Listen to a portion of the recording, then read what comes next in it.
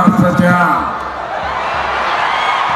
सर्व बंधू भगिनींना गुढीपाडवाच्या खूप खूप शुभेच्छा।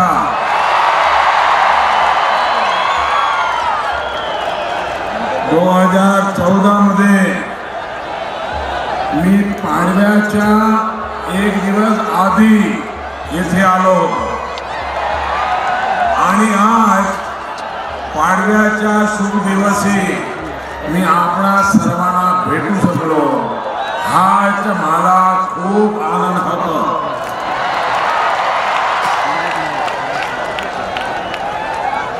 मंच पर विराजमान यहाँ के लोकप्रिय मुख्यमंत्री, हमारी पार्टी के अध्यक्ष श्रीमान दानवे जी, श्रीमान रामदास आठवले जी, सभी हमारे उम्मीदवार, सभी वरिष्ठ नेतागण, भाजपा शिवसेना महायुति के सभी वरिष्ठ महानुभाव और विशाल संख्या में पधारे हुए नांदेड़ के मेरे प्यारे भाई और बहन, मां रेणुका देवी की आशीर्वाद प्राप्त भूमि, गुरु गोविंद सिंह जी की निर्वाण स्थली, तख्त सचखंड श्री हजूर अबचल नगर साहब की धरती को मेरा शत शत नमन। यही वो जगह है जिसने बाबा बंदा सिंह बहादुर को गढ़ने में बहुत बड़ी भूमिका निभाई थी। साथियों, गुड़ी पड़वा के इस पवित्र दिन एक बार फिर आप सभी को, महाराष्ट्र के सभी भाई बहनों को मैं नमन करता हूं, आभार व्यक्त करता हूं। आप सभी के सहयोग से ही ये प्रधान सेवक पूरी निष्ठा और ईमानदारी के साथ एक समृद्ध, सुरक्षित नए भारत का निर्माण बीड़ा उठा पाया। साथियों, हम जिस नए भारत का निर्माण करना चाहते हैं उसका विजन स्पष्ट है, लेकिन कांग्रेस भारत को कहां ले जाना चाहती है ये भी देश के सामने अब आ गया है। कांग्रेस और उसके साथी भारत में दो प्रधानमंत्री चाहते हैं, एक दिल्ली में और दूसरा जम्मू कश्मीर में। मैं जरा नांदेड़ के मेरे भाइयों बहनों को पूछना चाहता हूं, ये कांग्रेस के महागठबंधन के साथी जम्मू कश्मीर के पूर्व मुख्यमंत्री उमर अब्दुल्ला, उनके पिताजी फारूक अब्दुल्ला खुले आम कह रहे हैं कि देश में दो प्रधानमंत्री होने हैं। मैं आपसे पूछना चाहता हूं, क्या आपको ये मंजूर है? आवाज कश्मीर तक जानी चाहिए। क्या आपको ये मंजूर है? आपको ये मंजूर है? कांग्रेस जम्मू कश्मीर से आफ्ता का कानून हटाएगी ताकि आतंकियों के सामने हमारे जवान लाचार हो जाए, वो झूठे केसों में उलझ जाए। क्या कांग्रेस का ये वादा आपको स्वीकार है? क्या किसी हिंदुस्तानी को स्वीकार हो सकता है? देश का कोई वीर जवान इसको स्वीकार कर सकता है? कांग्रेस पाकिस्तान से पैसे लेकर देश में अलगाव पैदा करने वालों से बातचीत करना चाहती है। क्या ऐसी बातचीत आपको मंजूर है? क्या कांग्रेस पाप कर रही है कि नहीं कर रही है? कांग्रेस भारत के टुकड़े टुकड़े चाहने वाले देशद्रोहियों से जुड़े कानून को हटाकर उनको खुला लाइसेंस देना चाहती है। क्या नांदेड़ को, महाराष्ट्र को ये देशद्रोह का कानून हटाना मंजूर है क्या? मंजूर है क्या? भाइयों और बहनों, कांग्रेस ने जो ये टकोसला पत्र बनाया है, इसकी नींव तो उसी दिन पड़ गई थी जब सर्जिकल स्ट्राइक को लेकर इन्होंने देश के 20 जवानों के सामने सवाल उठाए थे, जब एयर स्ट्राइक के इन्होंने सबूत मांगे थे, जब 21 पार्टियों की महामिलावट ने मोदी के खिलाफ निंदा प्रस्ताव पारित किया था। साथियों, ये अजब स्थिति है। आज देश में जो हालात है, चाहे वो कश्मीर के हालात हो, आतंकवाद हो, नक्सलवाद हो, अलगाववाद हो, ये आग कांग्रेस की लगाई हुई आग है। एनडीए की सरकार उसको बुझाने में जुटी है, लेकिन कांग्रेस और उसके महामिलावटी साथी उस आग को और भड़काने के लिए साजिशें रच रहे हैं। साथियों, आतंकवादी नहीं, देश में भ्रष्टाचार को बढ़ाने वाली और उसे पालने पोसने वाली भी कांग्रेस ही रही। विशेष तौर पर सेना से जुड़े, देश की सुरक्षा से जुड़े काम में मिलने वाली दलाली को इनको खासी पसंद है। जितना बड़ा सौदा उतनी ज्यादा मलाई। जीप घोटाले से लेकर बॉफोर्स से लेकर हेलीकॉप्टर की दलाली तक इन्होंने बहुत खूब झंडे गाड़े। भाई और बहनों, इटली के जिस मिशेल मामा को नामदारों ने भगा दिया था, उसको और उसके दूसरे साथियों को ये चौकीदार दुबई से उठाकर लाया। अब कोर्ट में जो आरोप पत्र दायर किया गया है, उसमें उसने साफ साफ बताया है कि हेलीकॉप्टर की दलाली किसने खाई। सोचिए, एक परिवार, एक बेटा, एक दरबारी, तमाम राजदार और एक मामा। भाइयों और बहनों, 2014 में आपके एक वोट ने इन सबको कटघरे में ला करके खड़ा कर दिया। अब 2019 में आपका एक और वोट उन्हें असली जगह पर पहुंचाएगा, वहां पहुंचाएगा जहां आप इन भ्रष्टाचारियों को देखना चाहते हैं।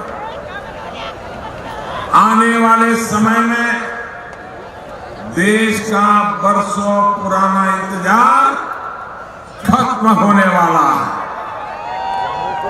भाइयों और बहनों, कांग्रेस के कारनामे पीढ़ी दर पीढ़ी एक जैसे ही रहे, बल्कि भ्रष्टाचार ही कांग्रेस में विरासत है। आज नामदार परिवार जमानत पर बाहर है और कई पूर्व मंत्री कोर्ट कचहरी के चक्कर लगा रहे हैं। ऐसे ही कारनामों के चलते कांग्रेस पिछली बार 44 सीटों पर पहुंची और इस बार संकट और गंभीर है उनके लिए।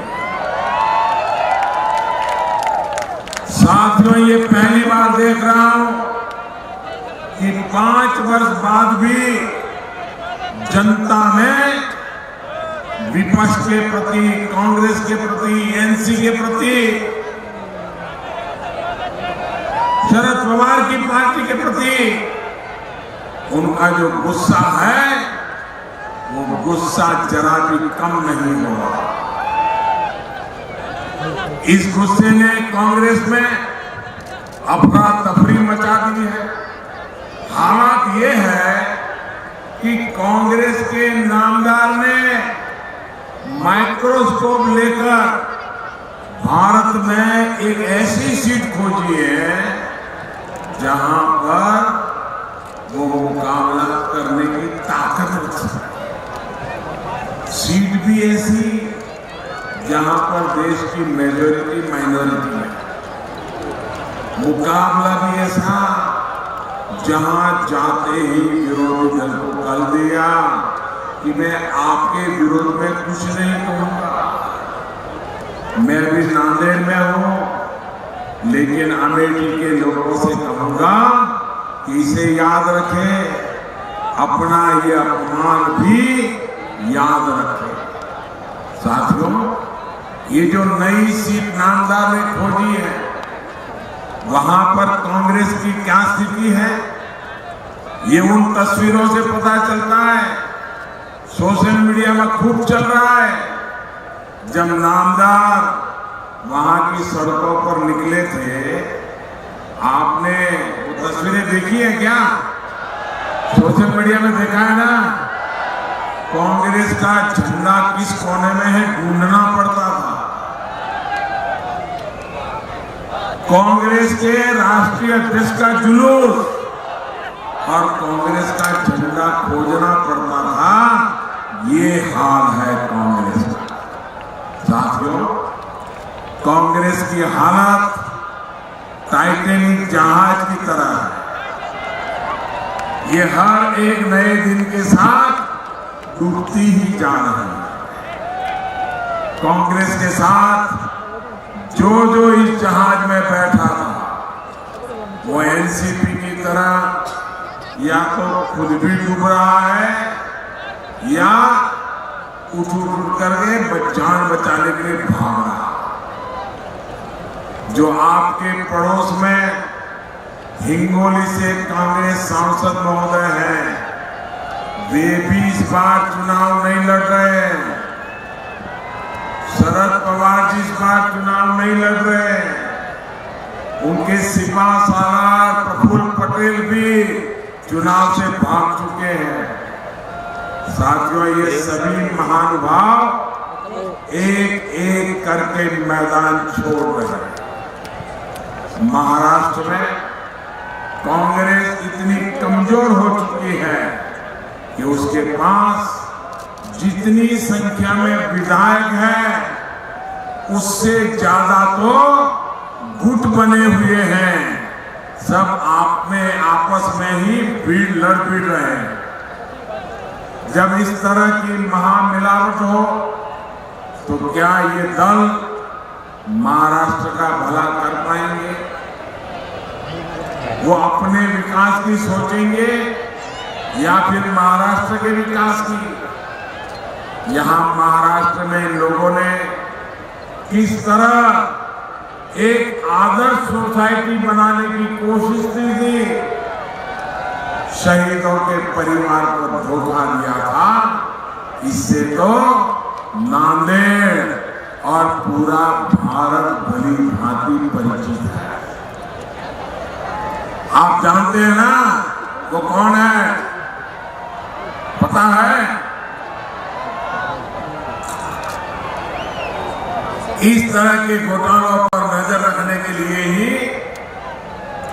हमारी सरकार ने रेरा कानून बनाया, एक ऐसा कानून जिसकी वजह से घर खरीदने वालों की कमाई सुरक्षित हुई है, उनकी बचत सुरक्षित हुई है।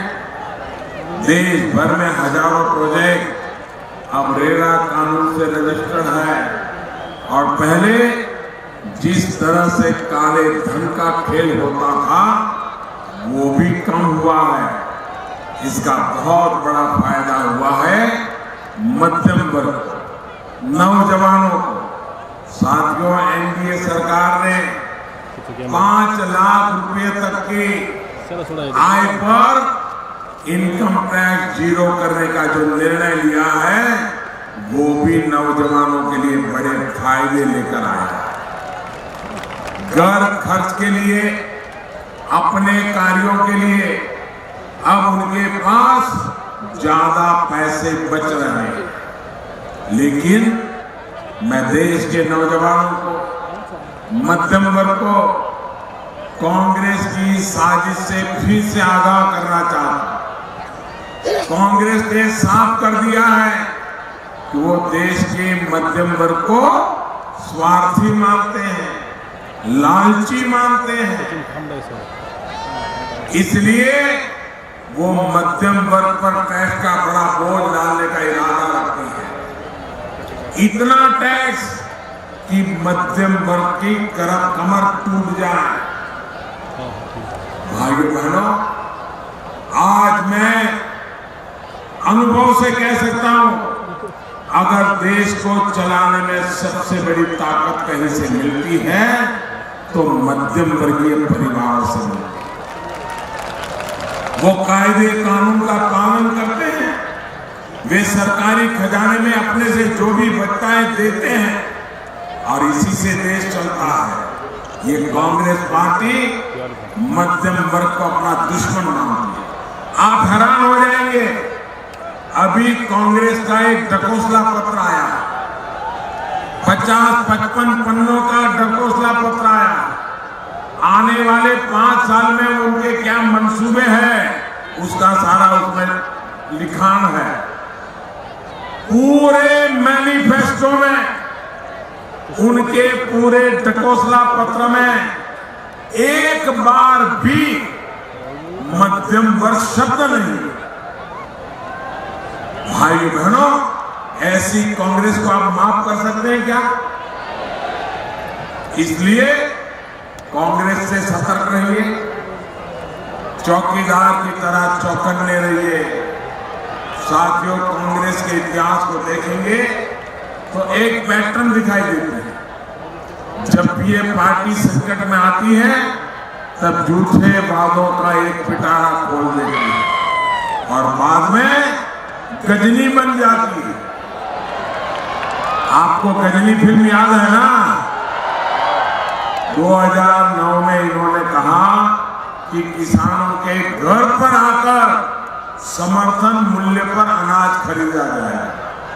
अरे घर तो छोड़िए, मंडी में भी वो अनाज नहीं खरीद पाए। ये बीजेपी, शिवसेना, एनडीए की सरकार है जिसने लागत का 1.5 गुना समर्थन मूल्य देने का वादा पूरा किया। ये एनडीए की सरकार है जिसने देश के 12 करोड़ किसानों के खाते में हर साल 75,000 करोड़ रुपए सीधे जमा कराने का काम शुरू किया। साथियों, ये कांग्रेस वाले हर ढकोसला पत्र में किसान को सिंचाई से जोड़ने का वादा करते हैं, लेकिन इनकी लटकाई 99 बड़ी सिंचाई परियोजनाओं को हमारी सरकार तेजी से पूरा कर रही है। इन्होंने गरीबों को आरक्षण देने का भी वादा किया था, लेकिन उसके बाद फिर गजनी हो गए। सामान्य वर्ग के गरीबों को 10% आरक्षण देने का काम किया तो ये चौकीदार ने किया, वो भी बाकी किसी भी वर्ग का हक छीने बिना, कोई भी छेड़छाड़ किए बिना, किसी के हक को छुए बिना सारे समाज में प्रेम और सद्भाव का वातावरण बनाए रखते हुए इतना बड़ा फैसला हमने कर लिया। भाइयों और बहनों, कांग्रेस अपने वोट बैंक के लिए ही काम करती है और चौकीदार की सरकार सबका साथ सबका विकास के लिए काम करती है। ओबीसी कमीशन को संवैधानिक दर्जा देने का काम कांग्रेस नहीं कर पाया। आपके चौकीदार की सरकार ने उस काम को भी पूरा किया। इसी तरह बंजारा समाज को कभी कांग्रेस ने याद नहीं किया। एनडीए की महायुति की सरकार ने ही इस वर्ष के बजट में घुमंतू समुदाय के लिए पहली बार वेलफेयर डेवलपमेंट बोर्ड बनाने का फैसला किया।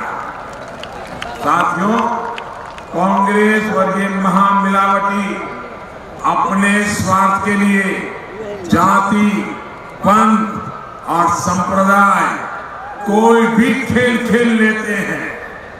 कर्नाटक चुनाव के दौरान सिर्फ वोट के लिए इन्होंने लिंगायत समाज के साथ क्या किया, ये हम भूले नहीं है।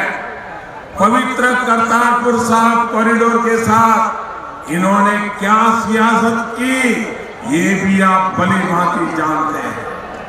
बंटवारे के समय अगर कांग्रेस चाहती तो हमारे गुरुओं की धरोहर करतारपुर साहिब हमारे पास ही रह सकता था, लेकिन सिर्फ 3-4 किलोमीटर की ही दूरी से गुरु साहब के पवित्र स्थान को इन्होंने दूर कर दिया। तब अगर कांग्रेस की नीति सही रहती तो आज पाकिस्तान में करतारपुर साहिब न होता और न ही पाकिस्तान को ये खेल खेलने का मौका मिला। इसी तरह नांदेड़ और अमृतसर साहब से सीधी हवाई मार्ग से जोड़ने की याद भी कांग्रेस एनसीपी की सरकारों को कभी नहीं आया। और एनसीपी के नेता तो एविएशन मिनिस्टर हुआ करते थे, मुख्यमंत्री उनके यहां हुआ करते थे, लेकिन न कभी उनको नांदेड़ साहब और अमृतसर साहब को जोड़ने की इच्छा हुई। उड़ान योजना के जरिए ये काम भी हमारी सरकार ने किया। किसानों से 15 गुना दाल की खरीद हो या प्रधानमंत्री श्रम योगी मानधन योजना से यहां के कामगारों को पेंशन सुरक्षा, कांग्रेस एनसीपी की सरकारों ने कभी नहीं सोचा। ये काम भी हमारी सरकार ने किया। भाइयों बहनों, ये भी हमारी सरकार का सौभाग्य रहा कि उसे गुरु गोविंद सिंह के 350वें प्रकाश पर्व को देश और दुनिया में भव्य तरीके से मनाने का अवसर मिला। इसी तरह इस वर्ष गुरु नानक देव जी के 550वीं जन्म जयंती को भी हमने दुनिया भर में धूमधाम से मनाने की तैयारी की। साथियों, देश की आस्था, देश की संस्कृति के संरक्षण और सम्मान के प्रति एनडीए की सरकार ये चौकीदार पूरी तरह प्रतिबद्ध है। 2014 में आपके वोट के कारण हम दशकों पुराने गड्ढों को भर पाए। 2019 में आपके वोट से विकास का हाईवे बनेगा। 2014 में आपके वोट के कारण पुराने भारत के काम करने के तौर तरीकों में बदलाव आया। 2019 में आपके वोट से हम एक नया भारत बनाने की दिशा में आगे बढ़ेंगे। 2014 में आपके वोट से डिजिटल इंडिया से आपके जीवन को आसान बनाया।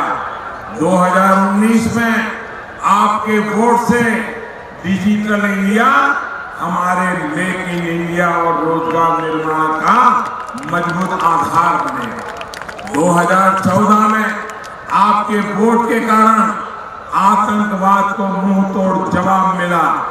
2019 में आपका वोट आतंकवाद को खत्म करने में एक बहुत बड़ी भूमिका निभाया। आने वाली 18 अप्रैल को कमल के फूल के सामने बटन दबाकर आप इस चौकीदार को और मजबूत करेंगे। इसी विश्वास के साथ मैं आप सबका आभार व्यक्त करता हूं और मैं आपको विश्वास दिलाता हूं, आप जब कमल के फूल पर बटन दबाएंगे तो आपका वोट सीधा सीधा मोदी को मिलने वाला है। आपका वोट सीधा सीधा मुझे मिलने वाला है।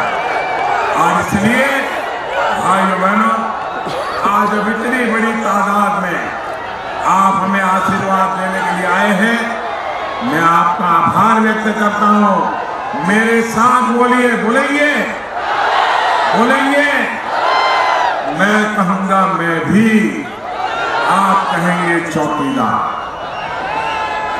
मैं भी, मैं भी। गांव गांव है, शहर शहर है, बच्चा बच्चा, बड़े बुजुर्ग भी, माता बहनें, घर घर में, खेत खलिहान में, बाग बगान में, देश के अंदर, सरहद पर भी, डॉक्टर, इंजीनियर, शिक्षक, प्रोफेसर, लोकसभा पत्रकार, कलाकार भी, किसान, कामगार, दुकानदार भी, वकील, व्यापारी भी, छात्र छात्राएं भी, भाइयों बहनों, सारा देश चौकीदार, 125 करोड़ देशवासी चौकीदार। भारतीय जनता पार्टी और हमारी महायुति को विजयी बनाइए। मेरे साथ बोलिए, भारत माता की, भारत माता की। बहुत बहुत धन्यवाद। तमाम लोकसभा क्षेत्रातून आलेल्या मतदार बंधू भगिनींचे मी या ठिकाणी भारतीय जनता पार्टीच्या वतीने आभार व्यक्त करतो। मोबाईल खाली भारतीय जनता पार्टीचा नरेंद्र जी मोदी, तुम आगे बढ़ो। नरेंद्र जी मोदी, तुम आगे बढ़ो। देश का चौकीदार कैसा हो?